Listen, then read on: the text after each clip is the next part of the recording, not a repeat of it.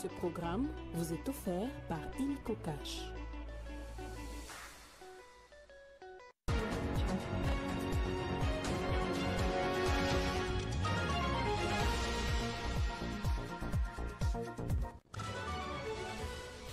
Plus de 30 personnes ont perdu la vie à Kinshasa suite à des inondations causées par des pluies diluviennes ce week-end.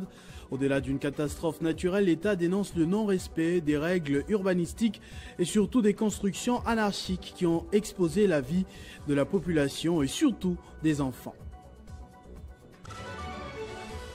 Bien que la situation soit redevenue normale sur le pont de Djili qui avait coupé la ville en deux, les familles dans les quartiers Valé-Amassina, des bonhommes Ndanou à Limete sont encore dans l'eau aujourd'hui. La ville organise momentanément leur délocalisation dans les sites qui avaient accueilli les athlètes lors des Jeux de la francophonie à Kinshasa. Crise diplomatique entre Bamako et Alger, le Mali ainsi que ses alliés, le Niger et le Burkina Faso, ont annoncé dimanche le rappel de leurs ambassadeurs en Algérie. Une décision qui a fait suite à l'affaire de la destruction d'un drone malien par l'armée algérienne. Mesdames et messieurs, bonjour, nous sommes à Kinshasa où vous conviendrez avec moi, il ne fait pas beau vivre d'être voisin de la rivière Djili en ce moment. Des personnes sont mortes, plus de 30 dont des enfants, plus particulièrement dans la partie est de la ville où le long week-end a été un enfer à vivre. Suite à des pluies violentes, l'eau est sortie de son lit naturellement, rencontrant sur son passage un manque de sérieux de règles urbanistiques, un mariage qui a causé des dégâts énormes et irréversible dans la plupart des cas. Le vice-premier ministre de l'Intérieur, Jacquemain Chakabani, est intervenu en direct dans le journal du dimanche soir de la chaîne publique, avec quelques précisions. C'est depuis hier que nous sommes en alerte et en urgence après les pluies diluviennes de Kinshasa qui ont créé des dégâts beaucoup plus dans la partie ouest de la ville, dans la commune de Kimwenza, où déjà avec les 18 têtes d'érosion qui étaient déjà prises en charge, nous avons connu des dégâts assez importants au niveau de la nationale numéro 1, mais aussi des glissements de terrain qui ont emporté certaines maisons et qui ont causé aussi des dégâts en vies humaines qui ont été enregistrés avec un bon nombre de blessés. Nous avons hier malheureusement enregistré 22 cas de décès, 46 personnes hospitalisées prises en charge et des familles aussi qu'on a recueillies dans un centre au niveau de Kimwenza, où il y a 75 familles qui s'y retrouvent déjà depuis hier. Hier, en fin de journée, nous avons tenu une réunion d'urgence où nous avons mis en place la cellule de crise à laquelle nous avons donné la supervision à la commission permanente d'alerte et d'urgence du ministère de l'Intérieur, avec qui les autres services qui sont concernés dans les cas de catastrophe de prendre en charge la population. Seulement, la météo s'est moquée du vice-premier ministre de l'Intérieur pour le moment. Dieu merci, il n'a pas plu cette nuit et donc depuis tard dans la nuit de ce dimanche, l'embouteillage de toute une journée s'est arrêté. Le trafic a repris ce matin comme si rien ne s'était passé ce week-end, ce qui a sans doute fait le malheur de ceux qui se sont fait de l'argent dans le dos des passagers désireux de ne pas rater leur vol à Djili ce dimanche, qui se sont vus débourser des sommes exorbitantes, parfois jusqu'à 150 $ par tête pour atteindre l'aéroport international de Kinshasa. Nous sommes dans le district de Tchangou, l'un des plus peuplés de la capitale quinoise. La reprise du trafic sur le boulevard Lumumba est effective, la circulation des véhicules aussi, grâce à la baisse du niveau des eaux de la rivière Djili qui avait pris d'assaut durant 2 jours ces coins de la capitale, provoquant des inondations monstres après le passage de la pluie. Impossible de circuler, sauf par pirogue ou transporter, le cauchemar était total. Ces catastrophes naturelles qui n'ont pas épargné des vies humaines ont fait plusieurs morts d'après le bilan officiel et leurs stigmates restent encore visibles dans certains quartiers où les eaux continuent de stagner. Morts dans l'âme, les victimes manquent des mots pour exprimer leur détresse. Elles ont quasiment tout perdu. Nous sommes abandonnés à notre triste sort. Avec l'inondation qui a élu domicile dans notre quartier, nous avons perdu nos biens meubles, des documents officiels, nos véhicules, comme vous pouvez le constater. Il y a l'écoulement des maisons. Nous nous disons, si on ne reçoit pas votre soutien, comment on va se devenir à ces besoins? Comment on va parvenir à réparer, à construire? Mais subitement, il y a une inondation extraordinaire. Par exemple, moi, j'ai tout perdu. Je suis comme je suis là, même mes brevets, mes documents. Regardez, je n'ai rien récupéré. Dans toutes les télévisions, tout, même le lit. Donc, je suis sorti, mes brebis comme je suis là. Par preuve, regardez même mes documents, mes diplômes, tout est parti. Donc, je ne sais pas quoi faire. Donc, nous demandons au chef de l'État de nous aider seulement, surtout moi, inspectrice, s'il peut nous accorder aussi.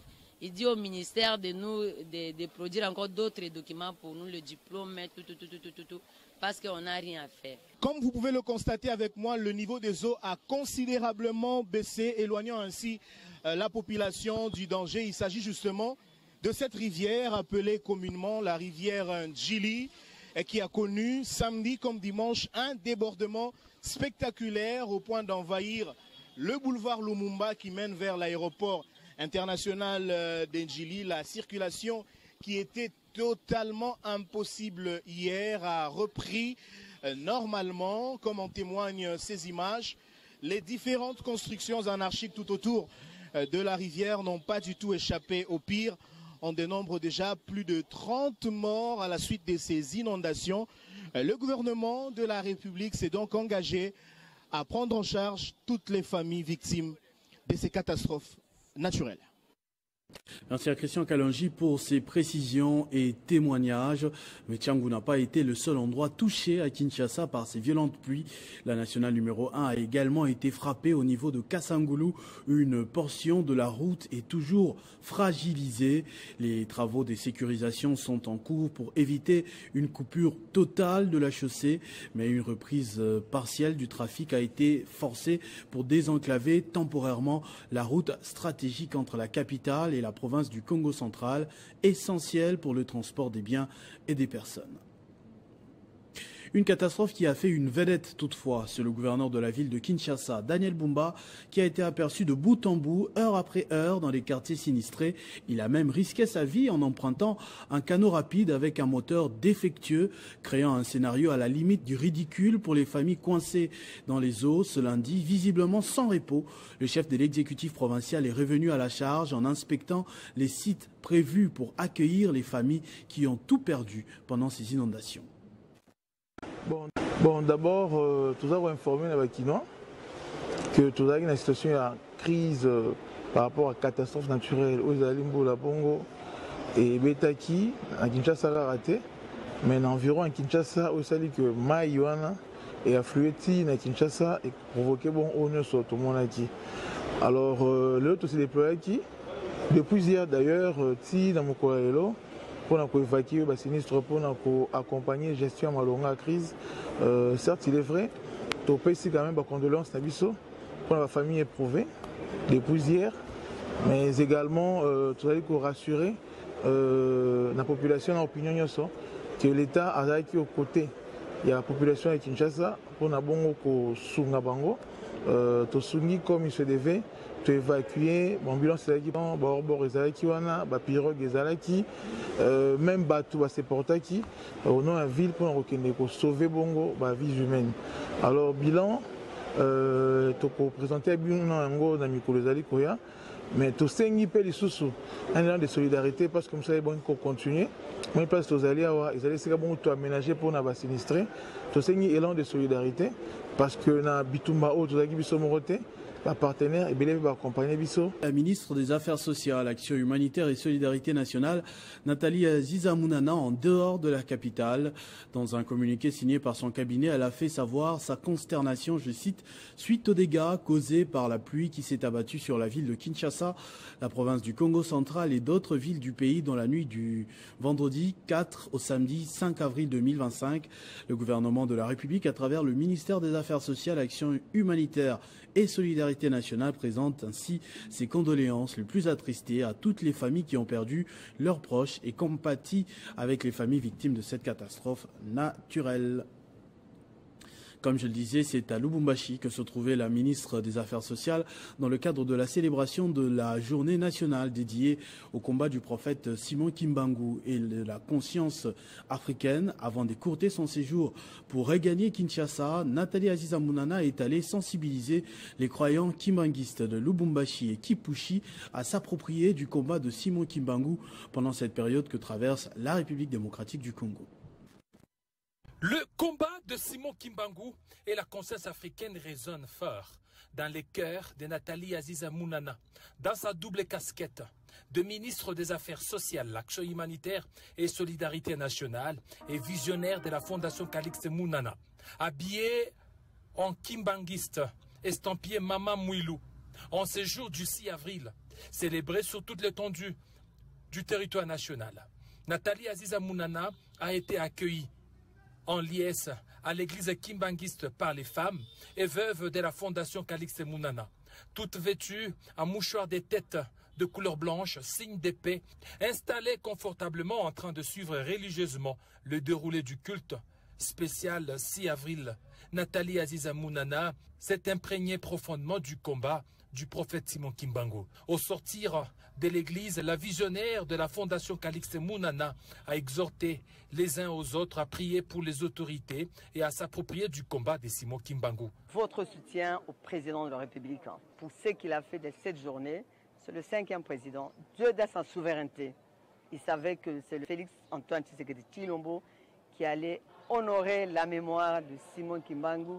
L'église kimbanguiste, vous savez l'impact de notre président sur son investissement dans l'église kimbanguiste et je vous exhorte de le porter dans vos prières pour qu'il puisse encore faire beaucoup de choses pour l'église kimbanguiste et toutes les églises.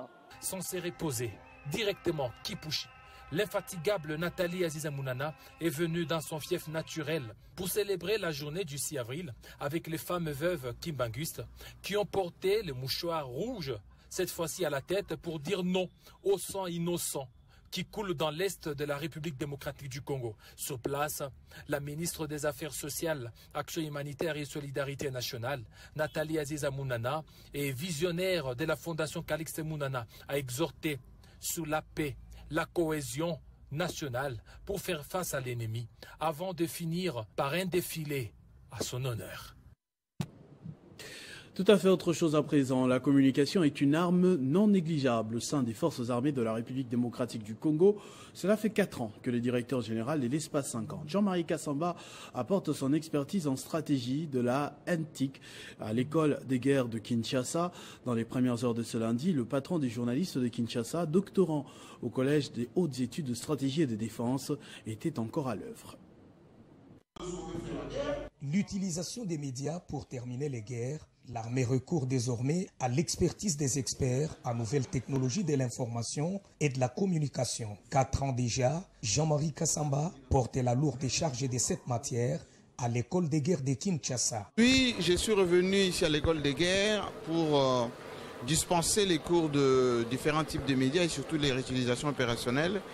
C'est la 4e année que je viens enseigner ici et cette année nous avons plus de 5 pays, y compris la France d'ailleurs qui a envoyé des stagiaires ici.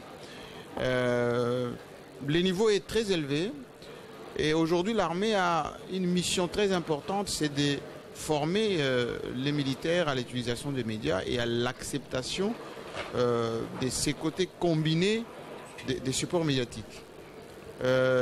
La guerre est devenue hybride aujourd'hui, elle a besoin des militaires formés, des militaires qui sachent utiliser les nouvelles technologies, mais également des militaires qui connaissent l'importance de la communication. 5 pays plus la France bénéficient du savoir de Jean-Marie Kassamba qui inculque les us de la communication adaptés en temps de paix et en temps de conflit. Nous avons assisté à un cours de communication très intéressant de la part d'un professeur très expérimenté.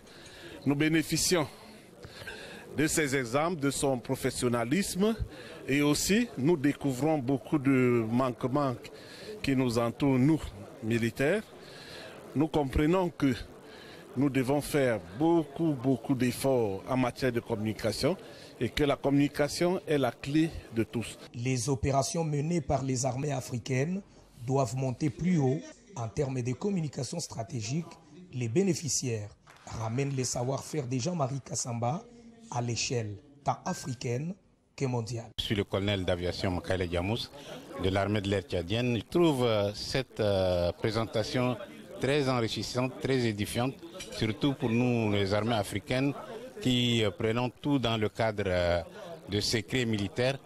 Et l'information, la communication a toute son importance dans les opérations communes. Déterminé, Jean-Marie Kassamba ne jure que par sa contribution en stratégie des communications, gage de la victoire pendant la guerre. Promouvoir la vie de la femme et de la jeune fille, le couple Gétro et Dorcas Muyombi en ont fait leur cheval de bataille. Le mois de la femme étant pour toute une vie selon eux, le couple poursuit plusieurs œuvres pour concrétiser, disent-ils, la vision du chef de l'État.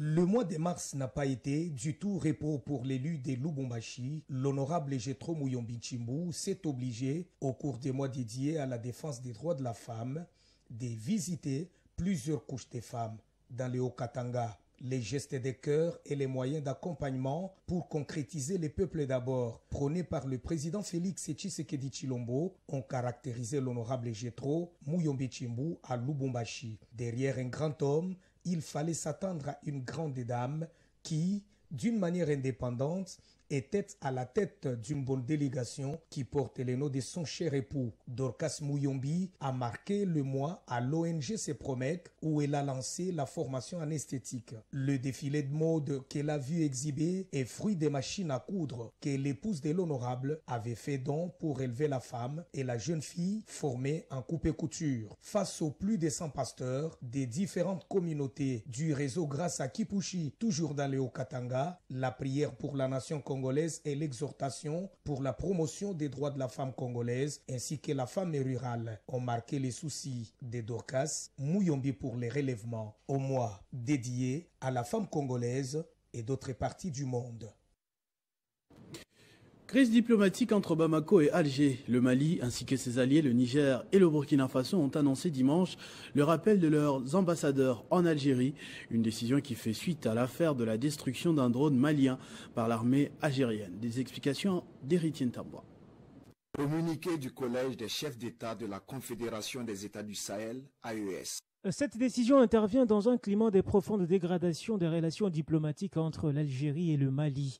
C'est un coup de tonnerre qui survient après que la France, dorénavant rivale à ces trois pays sahéliens, a annoncé il y a quelques jours avoir renoué ses relations diplomatiques avec l'Algérie. Le Niger, le Burkina Faso et le Mali veulent à tout prix en finir avec la France, ex-colonie de ces trois pays africains. Tout porte à croire que rien ne semble encore marcher entre d'un côté Niamey, Ouagadougou, Bamako et de l'autre Alger. En clair, le collège des chefs d'État de l'AES en un départ, Alliance des États du Sahel, a annoncé dimanche le rappel pour consultation de leurs ambassadeurs respectifs en Algérie qu'ils accusent d'avoir abattu un drone de l'armée malienne, acte qu'Alger a reconnu le mardi 1er avril. Du côté Mali, les pouvoirs en place a également annoncé plusieurs autres mesures de protestation, notamment le retrait avec effet immédiat du comité d'état-major conjoint CEMOC, une alliance de plusieurs forces armées du Sahel pour lutter contre le terrorisme et une plainte devant les instances internationales pour actes d'agression. Rappelant que depuis leur prise du pouvoir en 2020, le militaire malien ont, outre l'accord de paix d'Alger, rompu l'alliance ancienne avec la France et ses partenaires européens pour se tourner vers la Russie et la MINUSMA, la mission de stabilisation des Nations Unies au Mali. L'association sportive et club décroche son ticket pour les playoffs. Après une large victoire devant l'AC Kouya. En Europe, le Paris Saint-Germain est sacré champion avant la fin de la saison. Le point complet avec Christian Bokaya qui va me rejoindre de l'autre côté du plateau pour le traditionnel panorama sportif. Christian. Bien voici Christopher, je suis là. J'ai cru que tu as été emporté par les eaux de Mayandjili. Non. Dieu merci, tu es là avec nous ce matin en bonne santé et très bien habillé. Merci beaucoup Christopher. On va commencer avec le volleyball. Ouais. D'abord Christian, le VC La Loi tient sa première victoire au championnat d'Afrique des clubs champions dames. Et de la balle au filet pour commencer, ça n'arrive pas tous les jours. Généralement nous débutons par le sport roi qui est le football. On a essayé d'inverser la pyramide aujourd'hui, on va bien sûr parler du volleyball. Et oui, après avoir fait piètre figure lors de ces deux précédentes sorties, le volleyball club La Loi a tenu sa première victoire. C'était bien sûr hier face à la formation sénégalaise du Sosicom. 3-1, je dirais 3-7-1. C'est le score qui a sanctionné cette rencontre dimanche à Mouchoud Abiola Sport Stadium d'Abuja. C'est bien sûr au Nigeria, à l'occasion de la 3e journée dans le groupe C. Une victoire qui a bien sûr permis au Volleyball Club Lalois de se qualifier pour le 2e tour de cette compétition en terminant à la 3e position. Avec 3 points en 3 sorties de son côté, malgré la dernière position occupée dans le groupe C avec 0 points en autant de matchs joués. Qu'est son adversaire du jour? Le Volleyball Club Sosicom jouera également le 2e tour de cette compétition continentale. Il faut rappeler que le VC Lalois est bien sûr le club champion du Congo.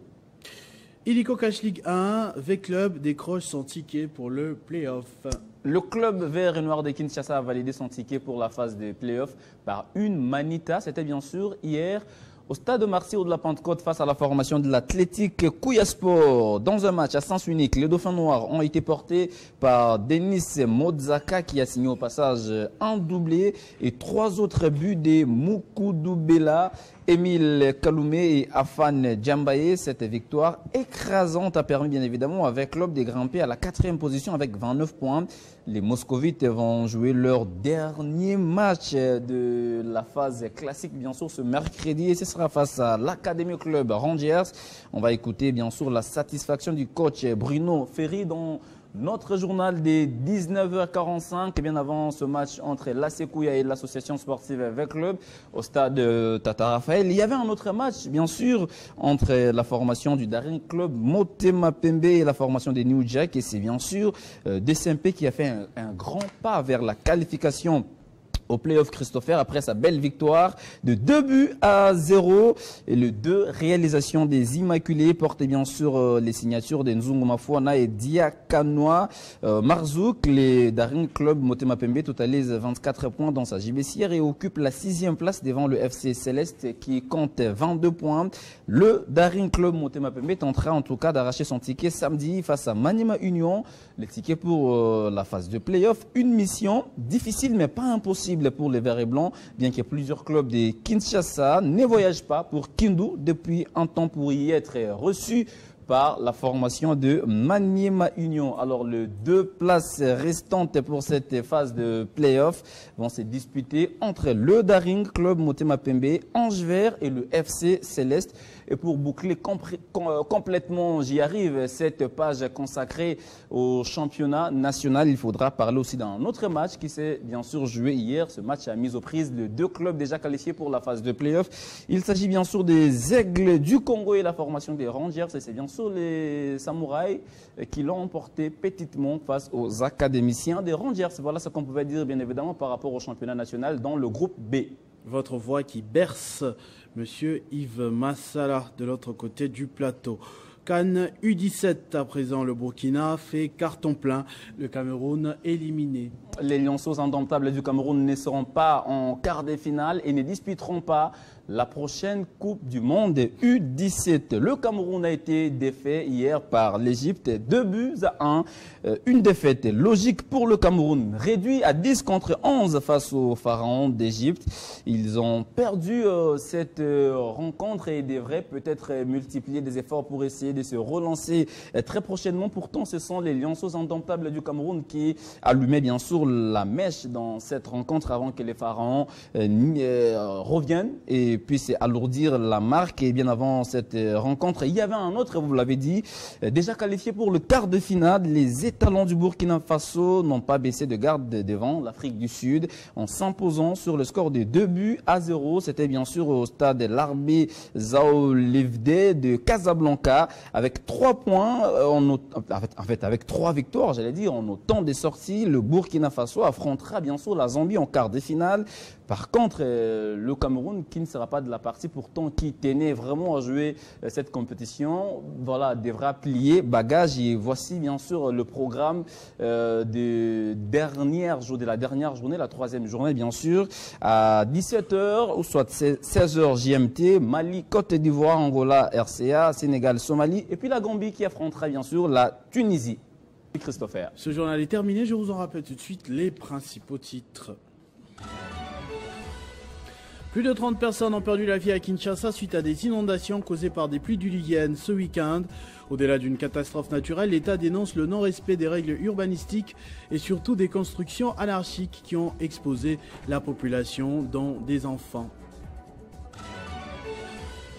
Bien que la situation soit redevenue normale sur le pont Njili qui avait coupé la ville en deux, les familles dans les quartiers Vallée à Massina, Desbonhommes et Ndanou à Limete sont encore dans les eaux aujourd'hui. La ville organise momentanément leur délocalisation dans les sites qui avaient accueilli les athlètes lors des Jeux de la francophonie à Kinshasa. Crise diplomatique entre Bamako et Alger, le Mali ainsi que ses alliés, le Niger et le Burkina Faso ont annoncé dimanche le rappel de leurs ambassadeurs en Algérie. Une décision qui fait suite à l'affaire de la destruction d'un drone malien par l'armée algérienne. Ne nous quittez pas tout de suite, la revue de presse de Benjamin Moudiata.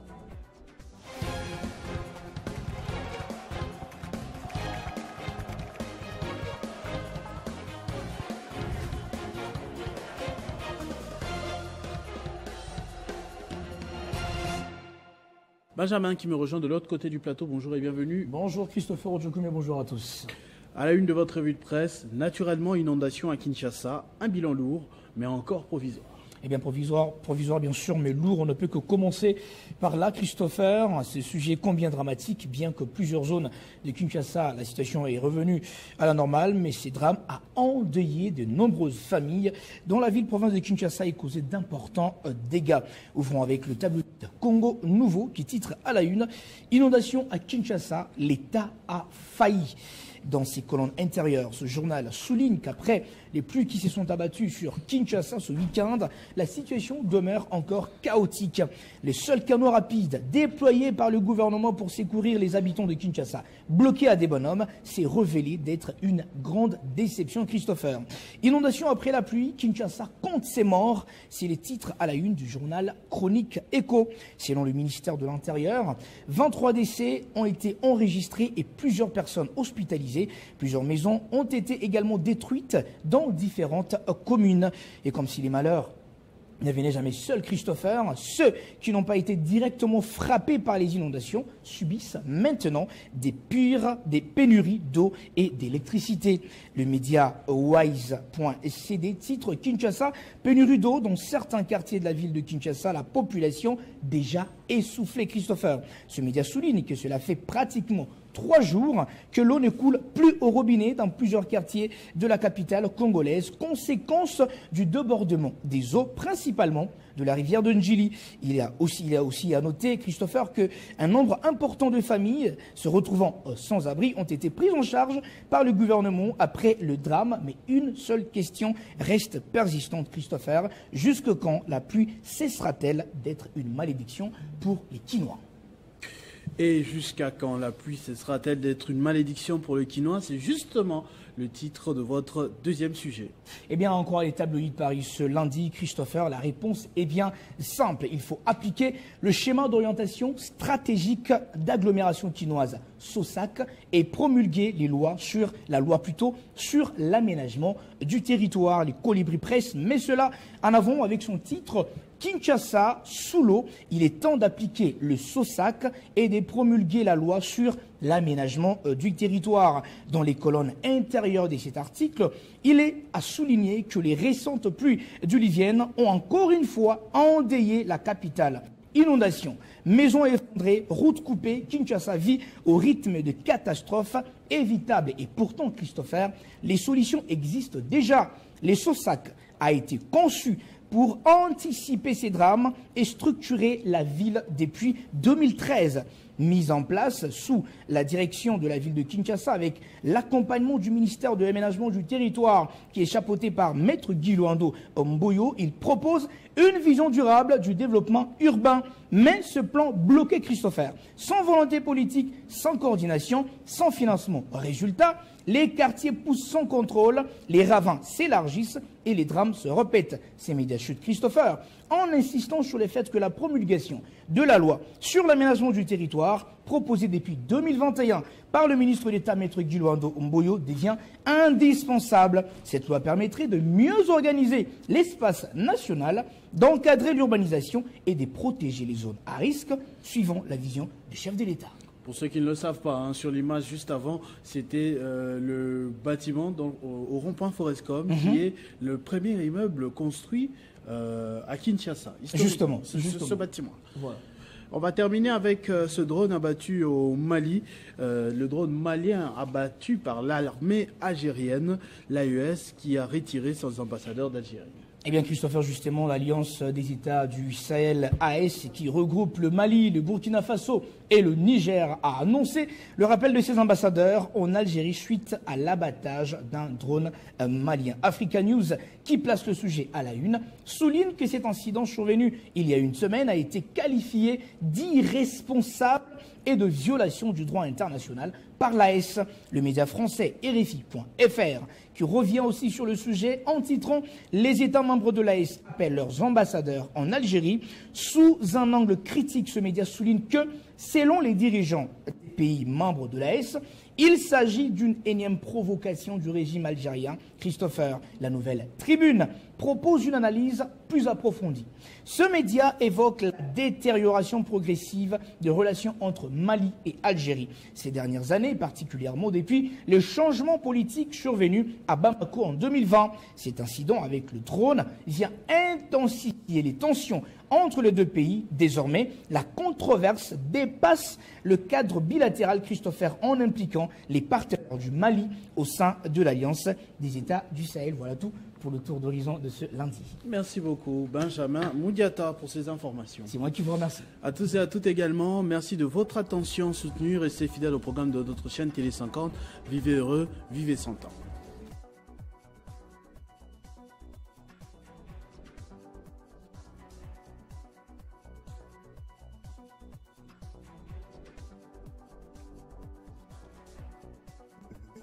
Retrouvez toute l'actualité en continu sur www.tele50.cb. Ce programme vous a été offert par Illico Cash.